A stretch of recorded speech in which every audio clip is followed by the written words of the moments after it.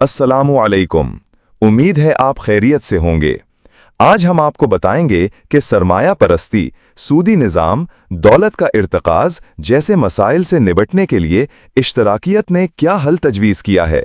इश्तराकियत का तजवीज़ करदा हल ये है कि दौलत पैदा करने के तमाम ज़राए इनफरादी मिल्कियत से निकाल कर इज्तमाई मिल्कियत बना दिए जाएं और ज़रूरियात ज़िंदगी की तकसीम भी रियासत के ज़िम्मे हो। ये हल बज़ाहिर माकूल लगता है, मगर जैसे ही इसके अमली पहलुओं पर गौर किया जाए तो इसके नुकसानात सामने आते हैं। यहाँ तक कि मालूम होता है कि इसके नताइज भी उतने ही तबाहकुन हैं। इससे एक नया तबका वजूद में आता है। ये नया तबका इश्तराकियत का हकीकी चेहरा है। अगरचे इश्तराकियत में पैदावारी ज़राए इज्तमाई मिल्कियत बनाए जाते हैं, लेकिन अमलन इनका कंट्रोल एक मुख्तसर इंतज़ामी ग्रोह के हाथ में आ जाता है। ये तबका रफ्ता रफ्ता इतना ताकतवर हो जाता है कि पूरी कौम इसके सामने बेबस हो जाती है। ना कोई इससे इख्तलाफ कर सकता है, ना इसके खिलाफ आवाज़ उठा सकता है, क्योंकि तमाम वसाइल ज़िंदगी उसी के कब्ज़े में होते हैं। नतीजतन फ़र्द की आज़ादी मुकम्मल तौर पर सल्ब हो जाती है और एक नया आमीरियत पर मबनी तबक़ाती निज़ाम जन्म लेता है। इस नए तबका को आप एक नया निज़ाम जबर भी कह सकते हैं, और यही इश्तराकियत का ख़तरनाक अंजाम है। इश्तराकी निज़ाम में तमाम माशी इख्तियारात एक महदूद इंतज़ामिया के कब्ज़े में होते हैं, जिसके फ़ैसले ही अवाम की ज़िंदगी का नक्शा बनाते हैं। अफराद अपनी शख्सियत, सलाहियत और रुझान के मुताबिक तरक्की नहीं कर सकते, बल्कि उन्हें मुंतज़मीन के बनाए हुए सांचे में ढलना पड़ता है। आज़ादी ख़त्म हो जाती है और फ़र्द महज एक पुर्जा बनकर रह जाता है।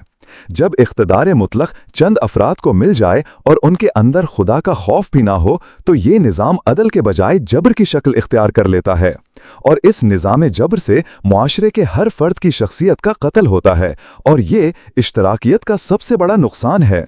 इश्तराकी निज़ाम में फ़र्द की फितरी आज़ादी और शख्सियत का इर्तिका मुमकिन नहीं रहता। चंद अफराद पूरे मुआशरे की मनसूबाबंदी करते हैं, लेकिन वो लाखों इंसानों की इनफरादी सलाहियतों, रुझानात और ख्वाबों को ना समझ सकते हैं, ना उनकी राह मुतय्यन कर सकते हैं। इससे तमद्दुन की फितरी रंगाहंगी ख़त्म होकर एक मसनूई यकसानी पैदा हो जाती है, जो बिल आखिर ज़हनी और इखलाकी इन्हितात का सबब बनती है। इंसान मशीन के पुर्जे नहीं, हर एक अपनी इनफरादियत के साथ जीना चाहता है। इश्तराकियत की सबसे बड़ी गलती यह है कि वो मईशत को जिंदगी का मरकजी महवर बना देती है और जिंदगी के हर शोबे को माशी नज़र से देखती है, जिससे इंसानी जिंदगी का फितरी तवाज़ुन बिगड़ जाता है। अब देखें कि फाशिज्म ने इन मसाइल का क्या हल दिया है। फाशिज्म का हल एक और जबर का निज़ाम।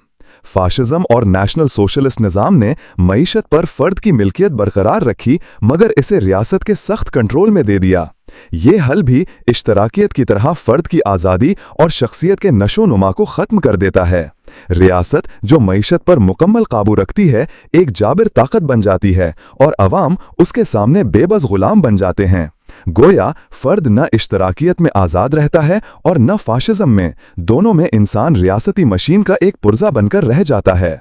यानी जितने निज़ाम इंसान ने माशियात को ठीक करने के लिए बनाए हैं, उन सब बैकफायर किया है और मज़ीद तबाही फैलाई। इंशाअल्लाह कल हम आपको इस्लामी निज़ाम के बारे में आगाही देंगे।